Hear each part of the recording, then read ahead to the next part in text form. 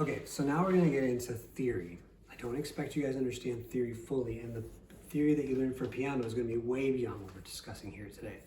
But I want you to be able to be like, okay, here's a chord chart for piano, or a chord chart for ukulele, or a chord chart for guitar, or the notes on bass, the notes chart.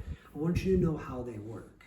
We already talked about how you get from, on the string instruments, you just count forward and you count up. So this is G, G sharp, A, that's A. We already did all that.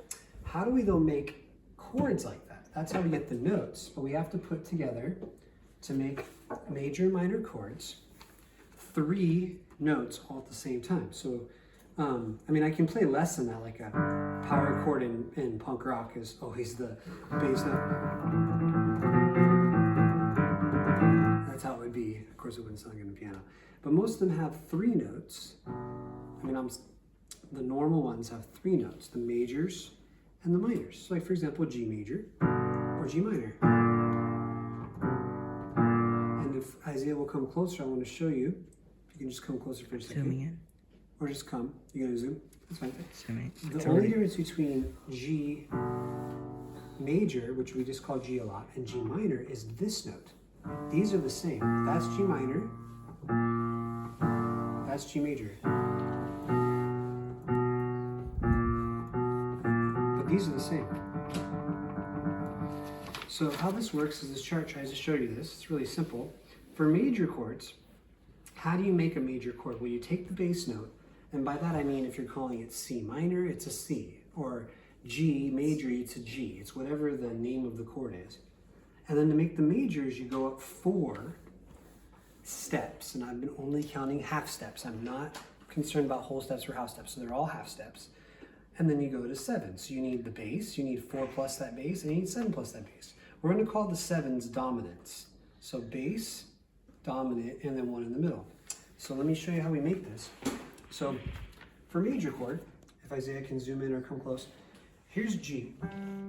If I want to get the major chord, I need to do 4 more and 7 more. So I'm going to hit the G and then count 4 up. 1, 2, 3, 4. Notice I counted every one on the way up. This would be 1, and this is 1. So 1, 2, 3, 4. That's the plus 4. That's a B note. Then to get 7, I'm already at 4. I'm going to go up to 5. Notice I just counted 5, 4, 5 here. This difference is the same as that difference. So 5, 6, 7. That's a G note. Now for the G minor note, I would do the same thing. I would do bass, but I would count to 3 this time instead of 4. Notice they're different here. 1, 2, 3.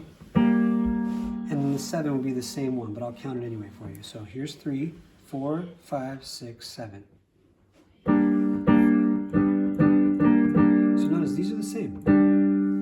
This is major, this is minor. So that's what we're going to talk about in the guitar. To make the major or the minors, all you have to do is turn all 6 of those strings into either the bass note, the plus 4, the 7th for the majors. So for G, for example, that's G, B, and D. You have to make sure every one of those strings is playing in either a G note, or a B note, or a D note. And then you can strum all of them at once. There might be 3 Gs and 1 B and 2 Ds or something. It doesn't really matter just to make the chord. Those things matter more for how emphatic they are. For example, this is a G on the piano, but I can also play like this. And somehow this note is more emphasized on this chord than it is on this one. So, and I could do this with the piano. I could play 6 at a time. And if I was really good, I could do all 10 fingers.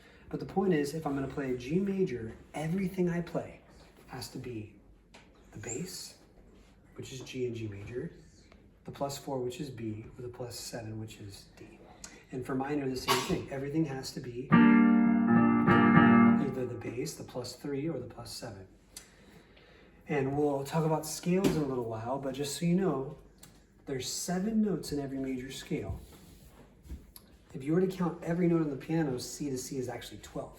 But you're only going to play 7 of them for a C major scale, or a C minor scale, or an A major scale, or A minor scale. You're only going to play 7. And those 7 notes always include these 3 that are in the chord. So it's the main ones plus a few more, basically. So just to repeat, to make a chord, these are all ready for you. So you just got to find the bass, the +4, and the 7 for the majors, and you just find them wherever they are. And that's how you do it. On the guitar, you got to turn every one of those 6 strings into the ones that are correct from this math problem. And then ukulele, the same thing, but there's only 4 strings. Bass, again, you're only playing one note at a time, so chords aren't quite as important.